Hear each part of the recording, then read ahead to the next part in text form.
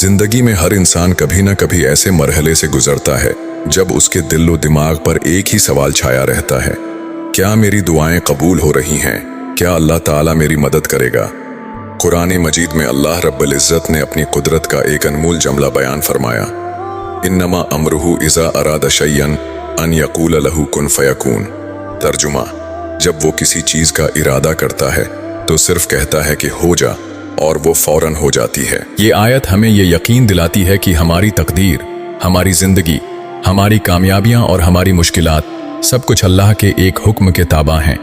लेकिन सवाल ये है कि हम कैसे जानें कि हमारी जिंदगी में कुन फयकून का वक्त करीब है।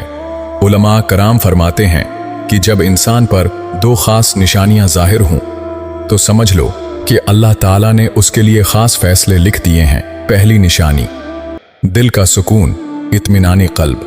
जब इंसान मुश्किलात में घरा हुआ हो,